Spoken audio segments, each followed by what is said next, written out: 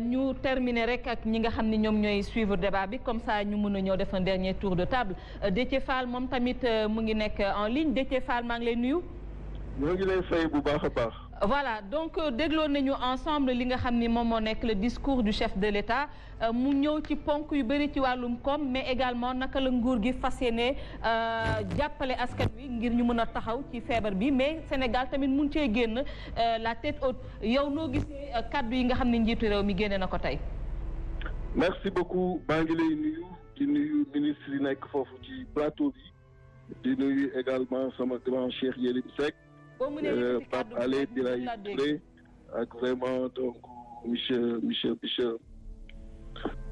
Cheikh Diom donc di wax ni suivre nañu avec beaucoup d'intérêt discours du président de la République Macky Sall discours yi en général dañ ko doon consacré ci force de défense et de sécurité donc di commencer d'abord par les encourager et les féliciter parce que ñoo ngi rendre fiers un peu partout à travers le monde tey nag 60e anniversaire bu suñu indépendance dafa coïncider ak crise sanitaire bi nga xam ni moo frappé le monde te épargné wul le Sénégal tey nag ci discours du président de la République Sénégal yëpp toog amoon ay attentes yu particulières mais dégg naa léegi madame le ministre di ko wax président Idrissa Seck la dernière fois bi mu génnee dafa ni ndox mu nu war utiliser pour fay lakk-lakk jarul ñu koy fekk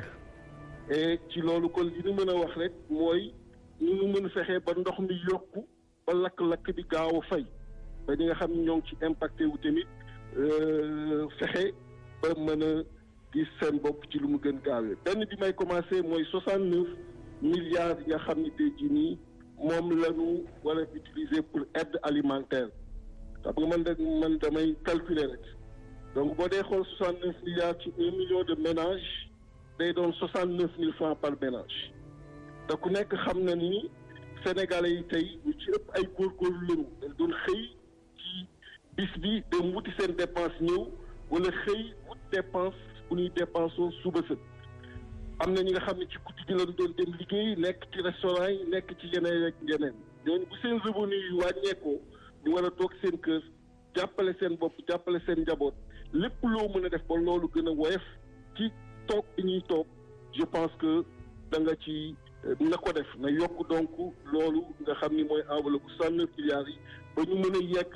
ba ay 100 000 par ménage bu ko defee même bu confinement bi war a yàgg dina tax ku nekk foo nekk nga mën ci gis sa bopp. la même chose pour ñu nekk diaspora parce que tey jii nii bu ñu fàtte ni ñoom ñoo doon jàppale seen bopp di jàppale Sénégalais yi te foofu confinement total la ça veut dire que ñi doon génn bëccëg dem di góorgóorlu pour liggéey mën a jàppale seen bopp mënatuñ ko amatuñu droit génn ñooñu aussi lépp lu mën a yokku ci ndox moomu nan ko yokk bu ñu mën ci génn mais nag li crise bi indi te le président de la République foofu la mujjee sànq mooy tey état yi gis nañu ni ay état yu faible lañu ay état yu vulnérable sànq bi muy wax naan nañu def consommer local nañu yokk production locale je pense que loolu lépp day appeler à une réflexion plus tard à notre modèle de développement réfléchir ci heure bu ñu tëjee toutes les frontières terrestres aériennes maritimes est-ce que le Sénégal mën na continuer di vivre est-ce que Sénégalais yi mën nañu continuer di vivre tey ku ko bëgg ak ku ko bañ nga feebar ak moyen yoo mën a am fii ngay fajoo parce que avion yéegatul avion wàccatul nga xiif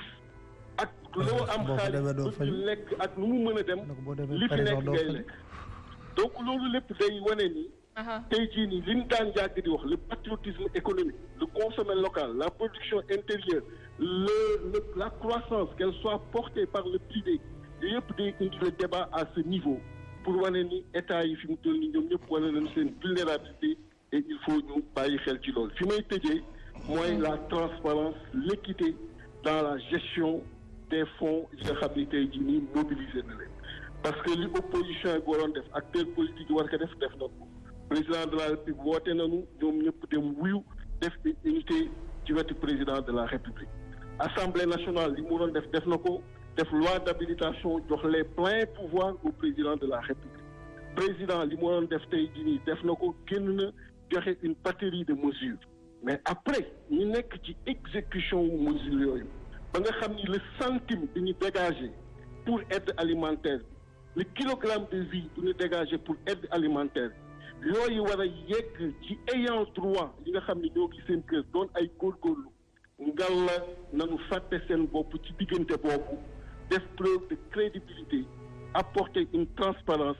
une équité ba nga xam ni lépp lu ñu dégagé dina mën a yegg ci Sénégalais bi nga xam ni mi ngi toog soxla ko. donc loolu laa amoon li may wax di leen gërëm di leen sant. jërëjëf Déthié Fall. ñun tamit ñu ngi lay gërëm Déthié Fall ci li nga ànd ak ñun en direct ci débat bi nga xam ne moom la ñu tàmbali ba léegi un dernier tour de table Pape Alé. mais l'honneur revient au ministre parce qu'il y a des interpellations yoo xam ne ah. Monsieur le ministre Samba Sy gis ngeen pratiquement les réactions pour la première fois d'abord je pense que on a eu un discours du président de la République qui a fait l'unanimité aussi bien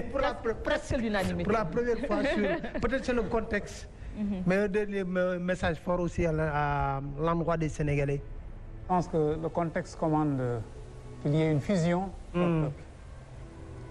Je fais exprès d'utiliser ce mot-là, je n'exagère rien. C'est une des conditions de nous en sortir à notre avantage en tant que pays, en tant que nation. ma bëggoon a wax ne balaa mooy sori ci loolu maa ngi jaale mbokk yi nga xam ne ñoom ñoo ñàkk aji dem bi nga xam ne ñoo ngi ko doog a yëgandoo fii di woo sama bopp di woo sama askan ñu bañ a fàtte ne fépp ñu tuddee kenn ku dee mbala ñaar mbala fukk mbala ay junni c'est des familles ñoom ñoo affecté ñoo nekk en détresse am na tey ñoo xam ne ni mu amee woon ci fan yi passé dal na leen de plein fouet concrètement c'est pas simplement un chiffre dañu xam ki dem mu dem ci lii nga xam ne moo ñu song leen di masawu di ko ñaanal yàlla na ko yàlla xaarale aljanna di wax leen ci suñu fajkat yi ñëpp ñi nga xam ne ci santé la ñu yëngu les rendre un hommage boo xam ne c'est un hommage sincère ils s'exposent ils sont au front mesuré wuñu danger bi ak seen coono ñu ngi jéem a aar conformément à leur serment ñoo ngi leen di gërëm leen di sant di saluer suñu force de sécurité saluer l'armée bien entendu di saluer suñu force de sécurité waxtu wi ñu toll gis nañ bu baax a baax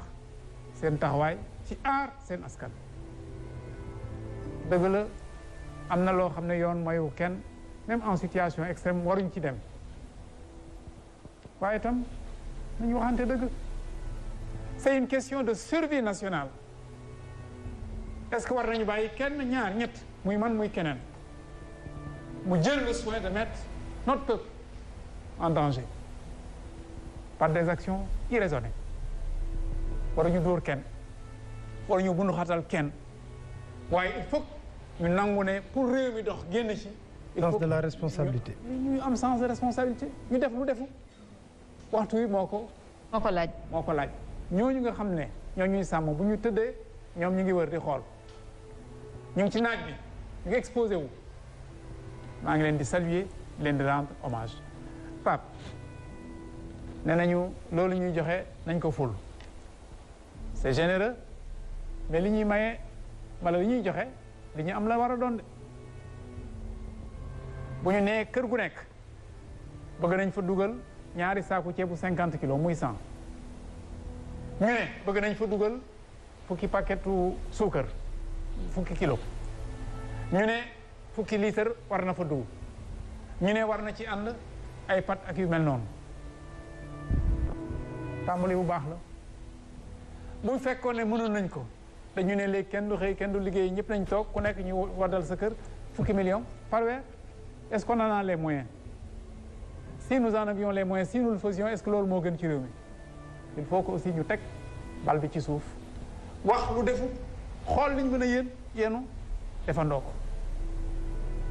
éthique de responsabilité moom la jamono ci laaj ma bëggoon yokk si lenn mooy les soldats du savoir. les enseignants mooy jàngalekat yi. mooy jàngalekat yi. waaw xam nga ne war naa ci mën a wax. ah il ne reste pas beaucoup de temps. waaw jàngalekat yi les soldats du savoir. je pense que jàngalekat